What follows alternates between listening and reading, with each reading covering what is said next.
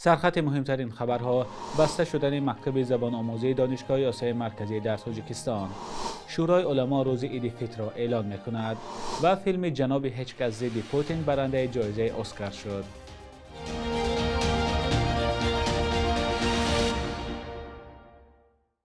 سلام بینندگان عزیز، تازه ترین خبرهای تاجیکستان و جهان را از استودیوی دوشنبهگی رادیوی آزادی تقدیمتان می‌کنیم. امروز 17 مارس سال 2026 است.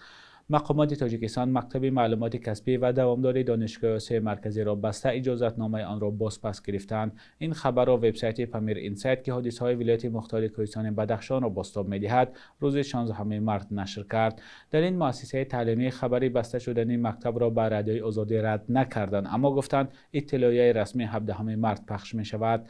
مقامات تاجیکستان خبر را شرح ندادند. مکتب معلومات کسبی و دوامدار یک بخش دانشگاه آسیای مرکزی است که در شهرهای دوشنبه، باختر، خوجند، کولاب و خاروق با آموزش زبانهای خارجی، محاسبات، تکنولوژی اینفرماسیونی و برنامه‌سازی مشغول است. وبسایت پامیر اینسایت نوشته است که در این مکتب زیاد از 1500 نفر آموزش می‌گرفتند. به قبل این منبع تصمیم برای بستن مکتب معلومات کسبی و دوامدار از سوی آژانسی نظارت در ساحه معارف گرفته شده است. در این نهاد خبر را شرح ندادند. به گزارش پامیر اینسایت، بعد اعتراض‌های سال 2022 در ولایت مختار کوهستان بدخشان، شبکه آقاخان زیر فشار مقامات تاجیکستان قرار گرفت و مقامات نظارت و برنامه‌های این سازمان را سخت‌تر کردند. از جمله سال 2024 حکومت تاجیکستان مهلت سازشنامه با شبکه رشد آقاخان را که به این نهاد مقام دیپلماتی میداد تمدید نکرد.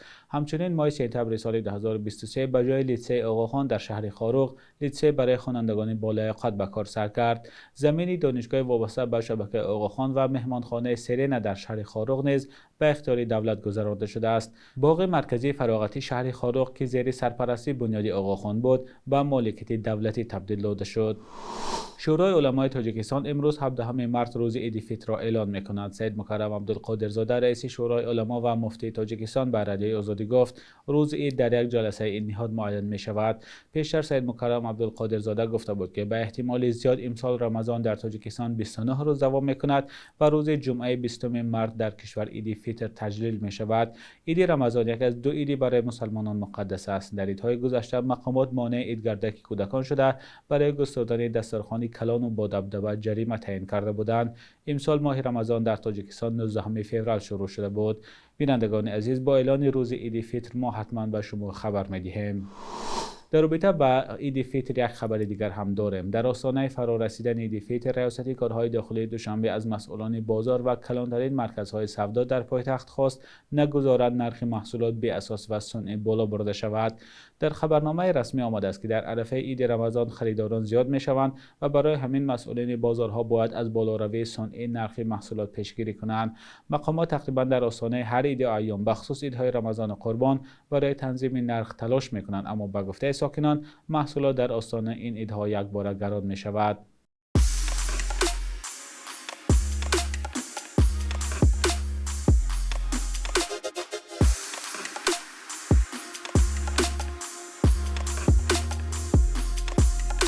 همه چیزی که میخواهند و میخواهید در اینجا هست. تازه ترین اخبار، گزارش های ویدیویی، شرح حادثه و تحقیقات ژورنالیستی. زمینه رادیو آزادی را نصب کنید و همه این را با انگشت زدن به تلفن هوشمند خود به دست بیارید. مقامات تاجیکستان معیار یا کوتا شکار حیوانات نادر برای سال 2026 را اعلام کردند. بر اساس قرار حکومت که رادیوی آزادی 17 مارس شناس شد، امسال مقامات برای شکار 132 سر گوسفند کوهی ارخر یا مارکوپولو، 24 سر بز مارخور و 18 سر گوسفند بخارایی اجازه دادند. در سند دیده می شود که اجازه شکار اکثر حیوانات نادر تقریبا مثل سالهای گذشته است. تنها معیار شکار مارخور 4 سر زیاد شده است. همچنین بر اساس این سند در حالت تهدید به شهروندان و رسانیدن ضرر به اهالی، شکارچیان حق دارند تا 10 سر خرس مله تیانشانی را شکار کنند. اجازتنامه برای شکار گوسفند مارکوپولو، گوسفند بخارایی و مارخور از 1 سپتامبر سال 2026 تا 1 مارس سال 2027 عمل می‌کند. نرخ اجازه شکار این حیوانات نادر گران است و آن را بیشتر خارجیان خریداری می‌کنند. شکار خرس تیانشانی باشد از 1 سپتامبر امسال تا آخر آگوست سال آینده مقرر شده است. در پی حمله‌های موشکی و پهپاد پهپادی ایران، مقامات امارات متحده عربی حریم هوایی خود را به طور کامل بستند. به گفته نمایندگان امارات، این تصمیم از روی احتیاط گرفته شده موقتی میباشد. وزارت دفاع امارات پیشتر اعلام کرده بود که در شرایط مبارزه با تهدیدهای موشکی و پهپادی ایران است. در حمله‌های ایران به خاک امارات متحده عربی روز دوشنبه 16 مارس یک غیر نظامی کشته شد. همچنین در پی حمله‌های پهپادی ایران به محله‌های نزدیک به فرودگاه دبی، این نقطه مهم پروازهای بین المللی برای چند ساعت از کار ماند. با گزارش خبرگزاری رایترز، بعد حمله بالای بندر نفتی فجایره در امارات متحده عربی و یک مدت بازداشته شدن کاری آن، بارگونی در آنجا دوباره سر شده است. فجایره در خلیج عمان در بیرون از گلوگاه هرمز جایگیر بوده، مکان صادراتی بیش از 1 میلیون بشکه نفت در روز دانسته می شود. عادتا از این گذرگاه نفت نوعی مربن امارات متحده عرب بیرون برده می شود و آن 1% از طلبات جهان را تشکیل می دهد. برای خاموش کردن ساختار، خدمات یاری اضطراری در جای حادثه کار می کنند. هیچ کس آسیب ندیده است. فیلم مستند جناب هیچکس ضد پوتین شام 15 مارس جایزه اسکار را به دست آورد. آن را کارگردان دیوید برنشتین و نواربردار غیر کسبی از شهر دوردست کراباش روسیه پاول تالانکین ساختند. پاول تالانکین چند سال در مکتب رقمی 1 شهر کراباش آموزگار و تشکیلاتچی و نواربردار بوده است. این شهر در ولایت صنعتی چلیابینسک جایگیر است. وقتی سال 2022 جنگ ضد اوکراین سر شد، او با سفارش ماموریت مکتب و وزارت معارف برای گزارش‌های رسمی از جماعت‌ها و مجلس‌های مکتب، مراسم تنتنوی و درس‌ها و هم محفل‌های به نام صحبت‌های مهم ثبت جمع می‌کرد. همین ثبت‌ها هم اساس مواد خام فیلم مستند گردیدند. تابستان سال 2024 تالانکین روسیه را ترک کرده توانست همراهش نوارهای ثبت کرده‌اش را بیرون برد. کمی دیرتر او با مستندساز آمریکایی دیوید برنشتین از این ثبت‌ها یک فیلم ساختند. در مطبوعات تبلیغاتی روسیه این فیلم را ضد روسی نامیدند. بعد از نشر فیلم، مکتبی که تالانکین آنجا کار می‌کرد مورد تفتیش خادمان حفظ قانون قرار گرفت. به اطلاع مطبوعات محلی، مادر تالانکین که به حیث کتابدار مکتب کار کرده و گاهی در درس‌ها معلمان را عوض می‌کرد، مجبور شد از کار رود. نخست نمایش فیلم 25 انور در جشنواره فیلم مستقل سندنس برپا شد. مطبوعات منطقوی نوشت که این فیلم در شهر کراباش مثل ترکشی بمب گردید و در مطبوعات تبلیغاتی روسیه تالانکین را یک خائن نامیدند. این فیلم پیش از اسکار جایزه اساسی اکادمی کینو و تلویزیون بریتانیا را صاحب گشته بود. بخش یک روز تاریخ است که مهمترین تحولات تاریخی در روز 17 مارس را فرا می‌گیرد.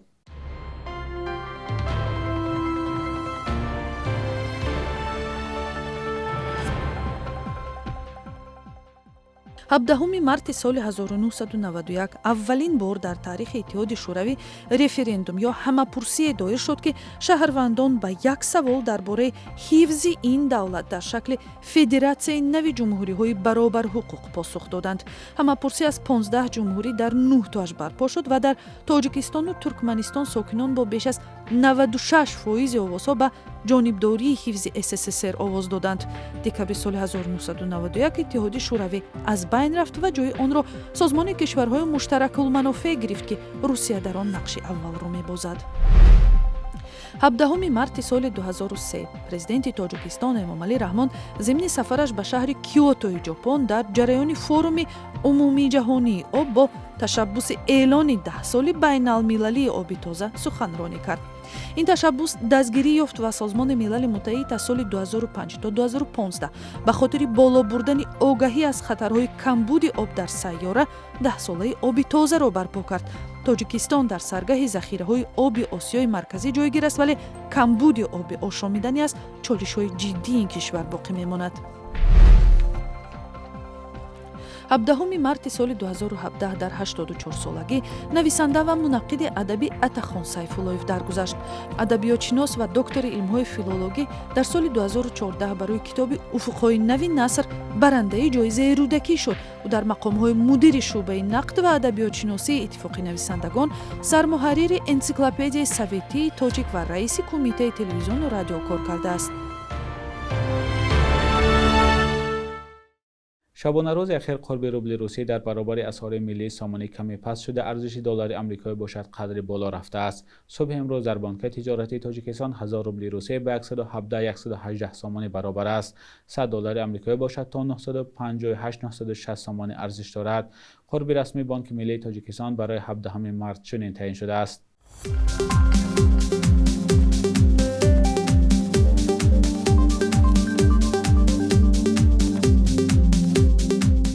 بینندگان عزیز، این آخرین بخش در برنامه نوید بود. خبر گزارش‌های از این بیشتر رو در سامانه رادیوی آزادی با نشان azadi.org و صفحه‌های ما در شبکه‌های اجتماعی پیدا کنید. تا فردا، خدا نگهدارتان.